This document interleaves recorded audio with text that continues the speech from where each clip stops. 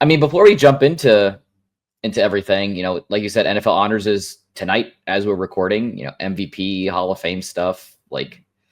I mean, really the big ones. I want to get your thoughts real quick on the finalists and who you feel is going to. I guess we can just start making the early bets now before they start announcing all this. Just run down the list really quick. See how it works out. Yeah, let's start with the MVP. You got Josh Allen, Saquon Barkley, Joe Burrow, Jared Goff, Lamar Jackson. Who do you got? Man, since it's an AP vote, and Lamar came in first on AP voting for the All Pro. I'm gonna say Lamar. I'm gonna say it's gonna be Lamar Jackson. Yeah. I would not be mad if it's Josh Allen. I wouldn't be mad if it's Lamar. Well, if you're asking Zoo, who's not here, he would say Josh Allen. Yeah, he would say Josh Allen. I mean, Josh Allen was my MVP, fantasy and all. So that was my guy. But yeah, I think it's going to wind up being Lamar Jackson. If I had a vote, it would Jared Goff just gets it out of nowhere. It would. Yeah, that would be fun. Oh, yeah, vote splitting. Yeah, could be a vote split situation. Oh. I think if I had a vote, it would be Saquon. I think Saquon Barkley proved himself and through regular season and playoffs to be the most valuable player towards a team. Right. Just completely changing their trajectory. And I mean, typically they don't like to give the same person the MVP and the offensive player or the defensive player of the year. They usually try to split it up a little bit. Yeah. So I like the Lamar Jackson shout for MVP more than Saquon because I would put Saquon over Lamar as far as the offensive player of the year would go. And then Joe Burrow would have a lot better of a case, if they made the playoffs at least. I think he was just behind the 8 ball way too late in the season. There's a lot of scrambling. And then Josh Allen, I feel like if he was able to propel them over the Chiefs to go into the Super Bowl, even though they said, when did voting technically close? When did voting? It was at the end of the regular season, right? Because it was before playoffs. Because usually playoff. I'll let you ask ChatGPT that. Yeah, I'll ask. So it seems like we're both into consensus. Saquon will probably walk away with Offensive Player of the Year. I think so. Yeah. Defense, it kind of gets a little sticky because you have Zach Bond, linebacker for Philly, and then you got Myles Garrett, who is technically still part of the Browns, even though there's trade rumors circulating with him. Will be interesting, yeah. And they got Trey Hendrickson, defensive end out of Cincinnati, TJ Watt, linebacker out of Pittsburgh, which if he gets it, he's just getting out on his name and likeness at that point. My shout would be Patrick Surtain Jr. Out of Denver, the cornerback there.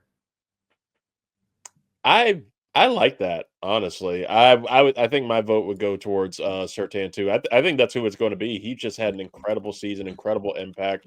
I've looked it up now. Voting ends for all of these awards. Your voters are required to submit their votes before the start of the playoffs. Exact date is unclear, but I mean that's what they say. But let's be honest, that's a moving target. Yeah.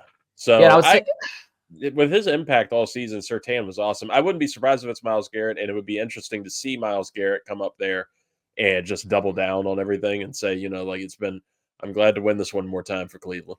Right. I mean, and if anything, Cleveland's probably hoping that he wins that so they can continue to bolster his trade stock a little bit. Look, you're getting the 2025 NFL Defensive Player of the Year in this trade. Yeah. Offensive rookie, I think we're all in consensus here. Oh, yeah. Oh, yeah, easily. Bo Nix. Yep. Jay Daniels has got this. I was going to say Spencer Rattler, but hey, fuck me, I guess. He tried. He gets the He Tried award. No, I think that's gonna come home to you guys, and Jay Daniels is gonna walk away with that one. Yeah, pretty handedly. Yeah. Defensive Rookie of the Year. I mean, you got Cooper DeJean, who's not a safety. And then you got the dual-headed monster, Florida State Seminole Monsters, and Braden Fisk and Jared Verse out of LA. I think all signs are pointing to Jared Verse. Mm-hmm. I don't like Chop Robinson here as much as I feel like he's going to be a very solid talent for years to come. Same as Quinyon Mitchell, which is crazy that you have a pair of Defensive Rookies of the Year twice for the Eagles and for the Rams. Right. I agree with you. I think it's going to be your boy in LA. Mm-hmm. I'm rolling the same way. I think it's definitely his. But you got to be happy if you're the Eagles and the Rams, right? You hit heavily on in Hard, areas of need. Yeah. right? And like if you're Philly, you're prepping for Darius Slay to retire Hmm. or at least fall off the cliff Hmm. sometime in the next couple of years. Now you easily have replacements. It's not anything that you have to worry about. Right. And I feel like, you're right. I think both teams definitely should feel good about how well they were to draft last year. I would put the Eagles a little bit ahead of the Rams because it seems like linebackers and edge rushers and positions like that are, you can easily backfill those with like free agents and late round draft picks, but like to be able to hit on a pair of corners that could be no pun intended, cornerstones for your franchise for years. I would be very interested to see what they end up doing when it comes to second contract terms for Yeah. both of them, since they'll both be up at the same time. They'll probably pick up the 5th-year option on who would get Quinion would get the 5th-year option. Yeah, Quinion would. So they'll probably pick up the 5th-year option on him, re-sign DeJean, and then hopefully re-sign Quinion the next year. Yeah, because And then you then can tag and do whatever. right, I mean, really to round it out, I mean, comeback player of the year, Sam Darnold, I guess. I never even I don't fully understand the requirements for comeback player of the Because year. to me, like the comeback player of the year, like it evokes like most improved, but like what are the metrics that we're using at that point? Because each individual position group is vastly different. I mean, you got two quarterbacks with Joe Burrow and Sam Darnold, and you got J.K. Dobbins out of nowhere, Christian Gonzalez, the cornerback out of New England, and then DeMar Hamlin on for a second year. I wouldn't be mad at Christian Gonzalez coming back from injury. He came back from injury last year and had a stellar sophomore year. So I'll go differently. I'll say Christian Gonzalez. Yeah, I mean 60. I mean, I think he had 60 combined tackles, 2 Yeah. picks. So I mean, it's definitely what they were hoping in New England that he was going to be last year, pre-injury. NFL Coach of the Year, you got Dan Campbell of the Lions, Kevin O'Connell of the Vikings, Sean Payton, Andy Reid of the Chiefs. Okay. And then your boy Dan Quinn for the Commanders. Do you like the Dan Quinn shout, or do you think they're gonna pivot to like a Dan Campble? Is Dan gonna win? Which Dan's gonna win? It's a good shout for Dan Quinn. It's a good shout for him to be nominated on there. 100% deserves it because it's a, not only a Jaden Daniels thing, but 100% a culture change in that team. I don't think he's going to win though. If Andy Reid were to win, it should immediately go to Spags.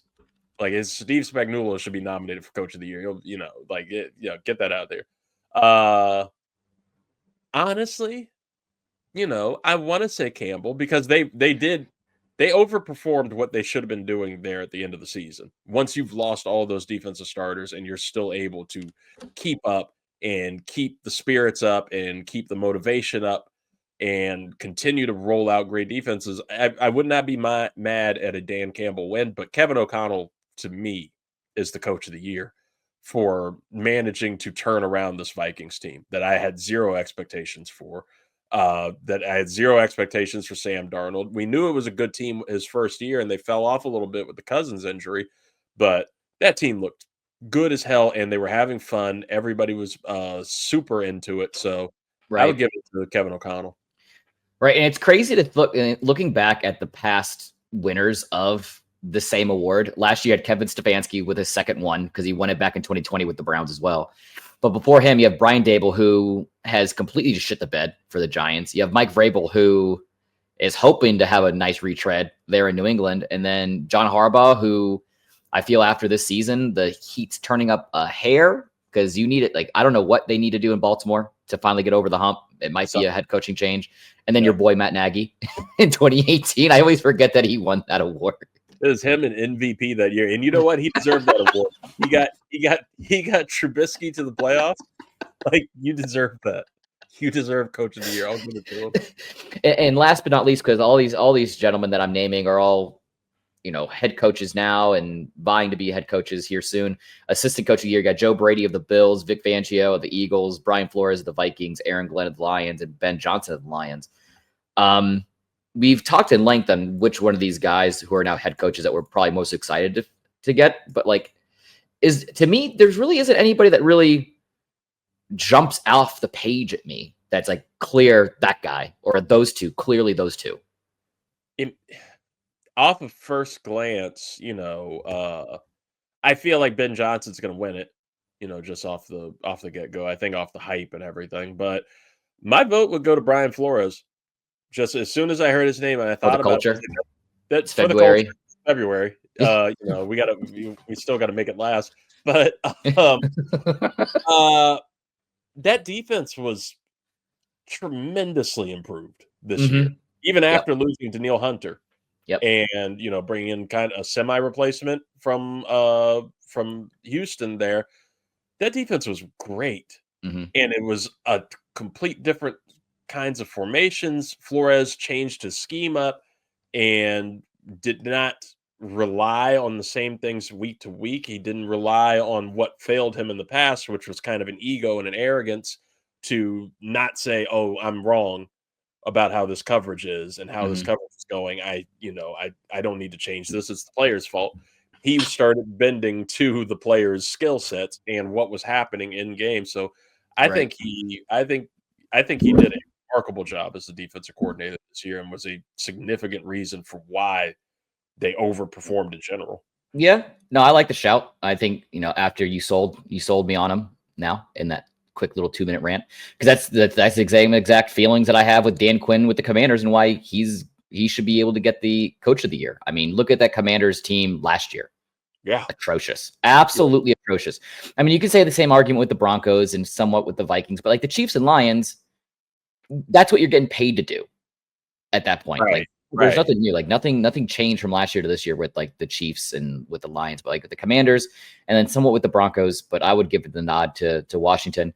Really quick before we get into the Super Bowl talk, I do have one question for you. Outside of the NFL honors that we just kind of rattled off, a couple other awards that are being handed out, and I have a follow-up question to one of these. So you got, next gen stats moment of the year, Walter Payton man of the year, which is always great to see, the good in the community that all these, these men are doing and, inspiring change and really helping, those who are in need. You got of course, they'll announce the Hall of Fame class of 2024, Salute the Service Award, Latino Youth Honors, which I hope Luis gets. And then the NFL Fan of the Year. Where's the voting in there? And is John from Bridebird going to get that? Is that why? Where's the qualification? Like I don't see anything to apply for it. I want yeah, we should have it should be some type of competition between John and Zoo. And Zoo's time down at in Norfolk at tailgate. Like that should be a legit competition between the two of them. Oh, there's rules. Oh, I found it. Oh, we have rules? I found it. NFL Fan of the Year contest presented by Captain Morgan. Official rules. I guess I drink Captain Morgan. I guess that's true. The contest begins at midnight on July 27th, 2024, and ends midnight September 30th, 2024, which is crazy. It's all you do. Oh, that's the entry period. And then the finalist judging period begins at or about 12 a.m. Eastern Standard Time, October 1st, and ends November 11th. And then finalists notified and announcements. The 32 finalists will be notified beginning on or about November 11th, 2024. And then the grand prize winner judging and announcement begins November 11th. And then to now. So there's a wait, NFL.com/fan of the year. The fans at home can obviously go on there and, make whatever kind of nominations that they want. But if they really want to, I mean, look at this guy. This guy is clearly ripping off Zoo, Tennessee Titans, Adam McMillan, wearing the Commandalorian helmet. See? Clearly cheating. See? Like we have that for him. John is obviously John. I can tell you right now, John isn't in here because the Philadelphia Eagles nominee is Frank Crenite. Oh, yeah. He's going to be crying tonight because John's not up there. Probably Cronetti. Frank Cronetti sounds like an absolute Philadelphia beast. And I'll tell you right now, for the delegate for the Washington Commanders is a gentleman by the name of Dale McCord, and he is rowdy. Look at that guy. That's the thing. Like a lot of these fans here are just like, just over the top insane. I will make a production plea to you that if Dale McCord here for the Washington Commanders wins this award. I mean, Washington season ticket holder in his family since his grandpa first purchased him in 1981. As a member of the deaf community, he strives to provide a more inclusive environment for Washington's fan base. I mean, he is leading the charge for all, hard of hearing children everywhere. I mean, I know this is an audio medium. I was going to say. I don't want to say anything sensitive. I'm not going to say anything.